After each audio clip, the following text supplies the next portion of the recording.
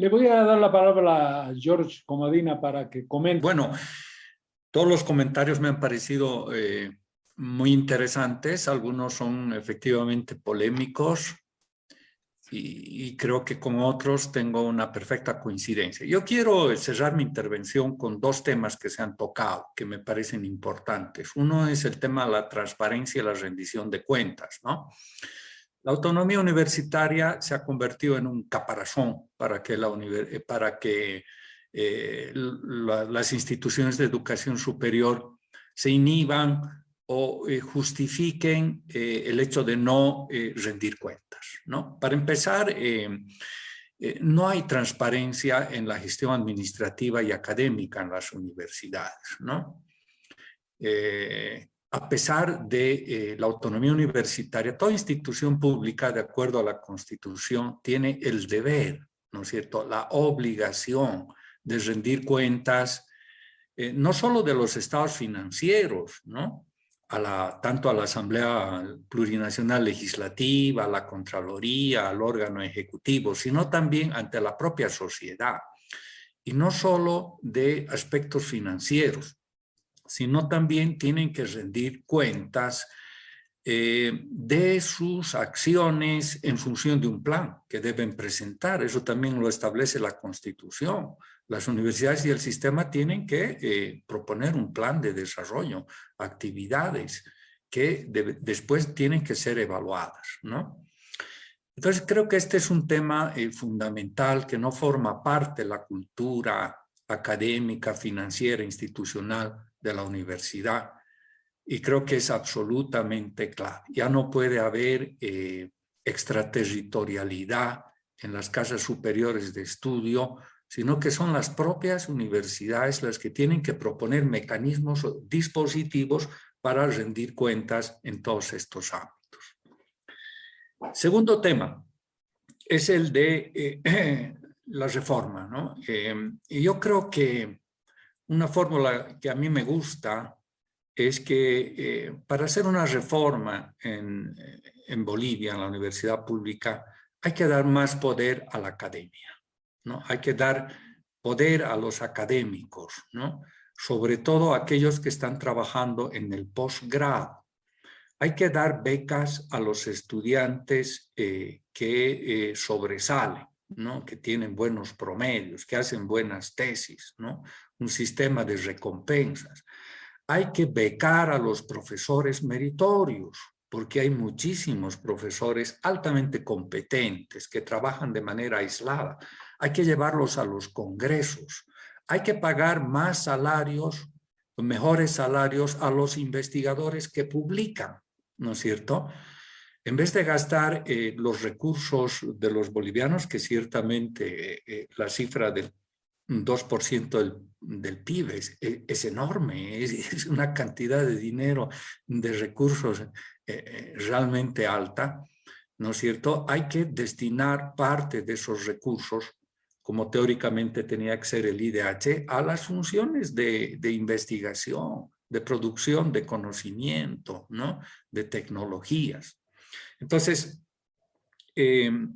esto no necesariamente es contraproducente con ese principio de equidad, ¿no? A nivel de la licenciatura, reduciendo en un año, cortando, digamos, estos 5 años para ser licenciado a 3, podemos tener un nivel en la universidad pública donde todos puedan entrar y que salgan una especie de campus, digamos, al estilo norteamericano, donde el acceso sea relativamente fácil, la salida también. Y bueno, ante esa demanda de capital simbólico que tienen los estudiantes que creen que ingresando a la universidad va a mejorar completamente su vida, se puede tener un cierto nivel. Pero lo que verdaderamente falta es completar esta idea de la equidad con la idea de la calidad. Y para ello hay que crear y fortalecer el sistema de posgrado, no solamente con maestría, sino con doctorados, ¿no es cierto? Ahí hay que poner los recursos. Hay que dar estos recursos a los académicos.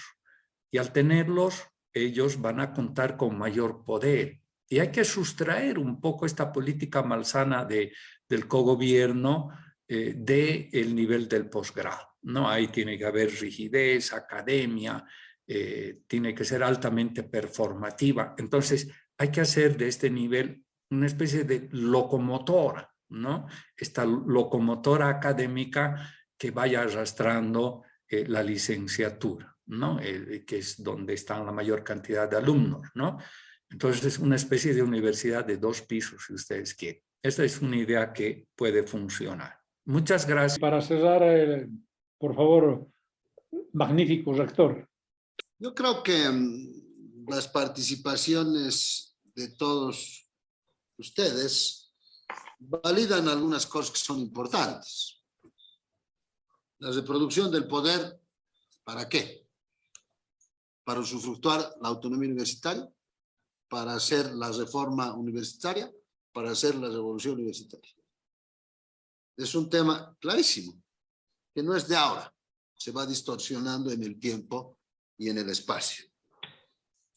Que el cogobierno nos sirva, en mi criterio, yo les dije a los estudiantes, aquí no hay cogestión, aquí hay cogobierno. ¿Y qué significa para mí cogobierno? Significa definición de políticas universitarias y propuestas de políticas públicas, fundamental, y también fiscalización. Eso es importante mencionar. La masificación viene más o menos del tiempo de Pablo Ramos, donde hay una inclusión social mínimamente, pero el tema de la calidad de quienes entran a la universidad, entonces ya es una decisión de una política estructural para ver cómo entran las personas en la universidad. Hay mecanismos de estudio, cierto, pero también hay instrumentos distorsionados para el ingreso. Eso es importante mencionar. Ya lo decía Comadina, bajos niveles de bachillerato. En la lectura y escritura, yo incluiría también el tema razonamiento lógico y razonamiento matemático. Cuando yo era secretario académico, planteé que cualquier ingreso a la universidad no deberían hablar de química, de física, de materias de especialización, sino exclusivamente lectura, escritura, razonamiento lógico, razonamiento matemático. Porque cualquier persona que pueda ingresar a ese nivel, utilizar estos 3 tipos de conocimiento, puede estudiar lo que tiene que estudiar.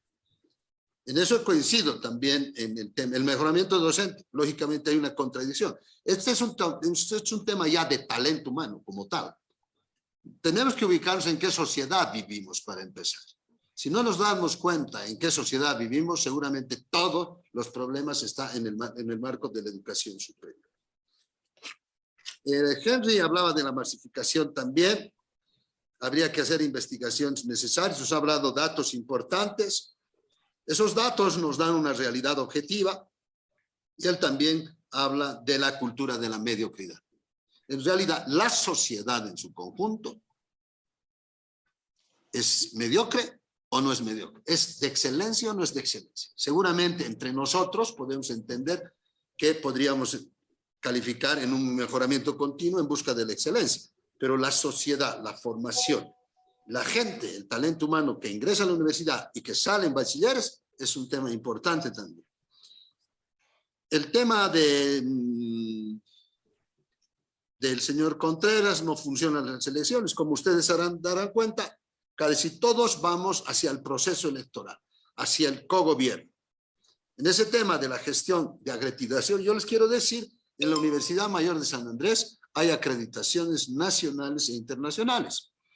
El gran problema de la acreditación nacional o internacional está específicamente en demostrar los instrumentos, bibliotecas, qué tipo de docentes tenemos, y jamás nos hemos puesto a pensar que esos indicadores internacionales tienen que desarrollarse en el proceso de enseñanza-aprendizaje. O sea, ¿qué resulta del aula? Esa es una apuesta importante, que yo lo he planteado recién y lo vuelvo a ratificar ahora. Más allá de la crítica, lo que hay que hacer es ese nivel.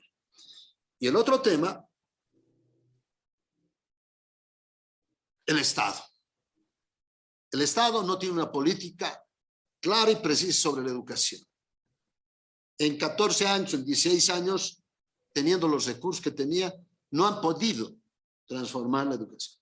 Pueden haber reformas de las mejores, pero lo que no ha sucedido es el cambio de mentalidad de los profesores inicial, primaria y secundaria. Yo los considero unos líderes, entre comillas.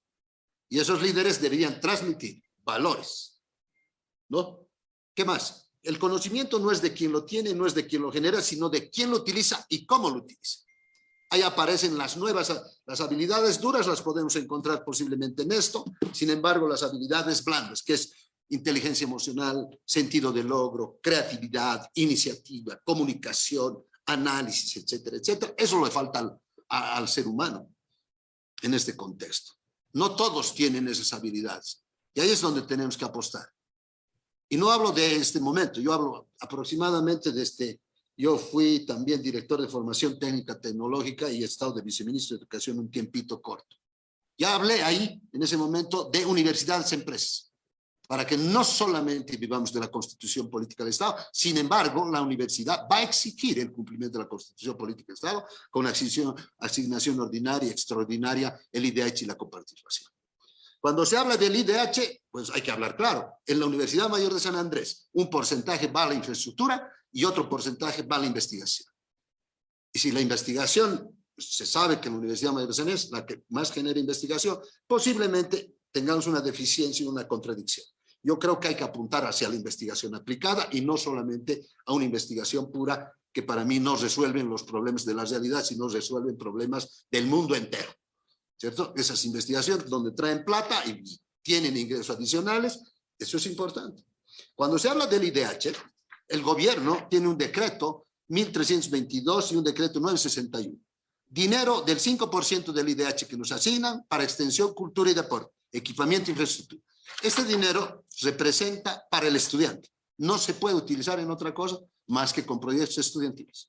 Eso significa casi 4 millones de bolivianos que les asigne el gobierno para utilizar del IDH. Entonces, cuando nosotros hacemos un análisis, no hay control, existe control. Nosotros rendimos cuentas a la Contraloría, todo está sistematizado y todo vaya. Ahora, es cómo se utilizan los recursos, pero aquí hay que hacer un corte. Yo soy rector hace 1 año y 1 mes. Encuentro una universidad, hoy día estoy respondiendo a petición de informe de un parlamentario que tiene, creo, como 50 preguntas, estoy respondiendo a la Contraloría, estoy respondiendo a otra petición de otro diputado y así sucesivamente. Hay una visibilidad de los problemas universitarios que posiblemente todos no los hayamos conocido. Entonces, la acreditación y evaluación, que es importante, la internacionalización, son importantísimos. Pero aquí hay algo que rescato de la distinguida amiga Gisela. Hay que generar una revolución universitaria con decisión política. Pero los que hemos entendido y los que hemos vivido dentro de la universidad sabemos que el tema del cogobierno, más ligado a la masificación y más ligado a lo electoral, es la muestra clara de lo que sucede en el país. Yo creo que un Estado, un gobierno, un pueblo tiene a los gobernantes que se merecen. Los que entramos a un liderazgo contestatario, estamos contra todo el sistema. Yo voy por la transparencia, yo voy contra la corrupción y el sistema se arma a través de autoridades, a través de gente para cubrir. ¿Quiénes se juntan siempre? Metafóricamente. Los que beben se juntan facilito. Los que roban se juntan facilito. Pero la élite, que más o menos lo que plantean el idealismo, ¿no? Personas académicas totalmente. Ser académico no garantiza ser buena persona. Ser académico no siempre garantiza que tenga valores éticos, principios éticos y valores morales. Es un tema de mayor análisis que simplemente exponer de alguna manera. Y les decía, nosotros creemos, desde mi punto de vista, el tipo de sociedad, habrá que ver. Yo digo, cuando se habla de incentivos, es una mirada bien interesante, pero tenemos que también tener una realidad objetiva. Los recursos que se asignan a las universidades tienen que ir en el marco de la normativa nacional y de la normativa institucional. Que hay que cambiar la normativa institucional, lo haremos a partir de un congreso para una universidad para el siglo XXI. Generaremos, para tener la transparencia, yo les digo, hasta que yo llegué no había un gobierno electrónico. Ahora estamos avanzando hacia un gobierno electrónico. No les interesa tener un gobierno electrónico a muchos porque eso da visibilidad y da transparencia. Y cuando uno tiene una gestión por resultados y no una gestión por intereses, lógicamente el resultado va a ser mucho más de aplicabilidad. Cuando hablamos de un congreso, yo creo que un congreso, nosotros rendimos cuentas a la Contraloría, mandamos de acuerdo a la Constitución. Sin embargo, en mi criterio, básicamente, lo que sucede es que todos nosotros podemos mirar con un lente crítico. Y en esa mirada crítica yo estoy de acuerdo. Pero también tenemos que ver una realidad. Ya decía Gisela, es un tema totalmente político. Y cuando uno es contra el sistema políticamente pretende destruir. Yo les digo, están pretendiendo destruir la institucionalidad, llame que sería. ¿Cierto? Cumplimiento de normas, nosotros estamos obligados a cumplir y estamos exigiendo a través de auditorías. Gente que utiliza los recursos tiene que ver con una auditoría. He pedido una auditoría de la Federación Universitaria Local de 10 años para atrás. He pedido al CV que hagan una auditoría de la utilización de los recursos del CV. Entonces, hay que generar todo esto. Yo estoy de acuerdo con muchas cosas, pero también tenemos que ubicarnos en la realidad. Yo pienso que ustedes, que nos han invitado a participar, nos dan una retroalimentación y me gustaría entrar en debate, pero objetivamente, conociendo la universidad de adentro, porque de afuera se puede decir muchas cosas, pero conociendo de adentro se puede decir cosas mucho más objetivas y se podría hacer una propuesta mucho más objetiva. Yo a ustedes en algún momento los puedo invitar para que expongan una mirada, pero previamente una mirada dentro de la universidad para poder dar. Henry lo conozco, así miembro de la CUB, creo, ¿verdad, Henry? Entonces fue dirigente de la CUB. Comadina también. Y todos ustedes seguramente han estudiado en la universidad pública. Esos conocimientos que ustedes tienen deben permitirnos ayudar a responder a la sociedad. Yo no voy a ocultar mi posición crítica.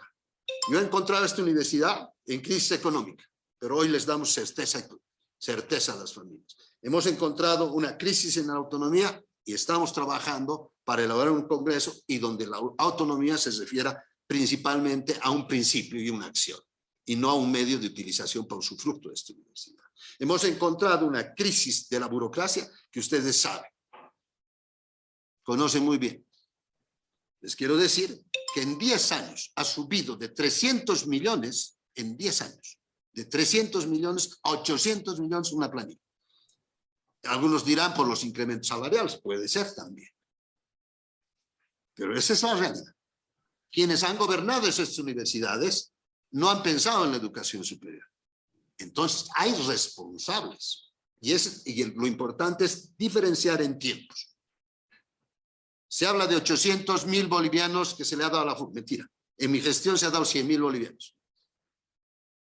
Entonces, hay falsedades, hay mentiras a medias, hay verdades también a medias. Y hay mentiras totalmente de esta universidad. Pero básicamente, creo yo, que el escucharles a ustedes me permite tener una idea más clara de lo que se podría hacer. Y eso me ayuda, lógicamente. Pero reconozco que la universidad ha estado en crisis económica, crisis institucional, crisis del cogobierno, crisis de la autonomía, crisis de gestión y crisis del modelo académico. Muchas gracias. Bueno, el tema es apasionante para los que hemos estado viviendo la realidad de la universidad, ya sea como dirigentes, como docentes. No podemos llegar a conclusiones, el tema es muy complejo, se necesita una reforma. Ojalá el Congreso ayude, se pueda hacer. Los recursos económicos pareciera que no son la causa y más bien hay un monto asignado suficiente para hacer una buena estructura. Hay problemas a nivel de estudiantes, problemas a nivel de docentes, problemas a nivel de programas, carreras, niveles de formación y también seguramente, aunque es lo menos importante, la infraestructura. Le agradecemos mucho al rector de San Andrés, a George Comadina, a todos los que han tomado la palabra y a los que nos han acompañado. Y a nombre de Café Escudero, les decimos muy buenas noches.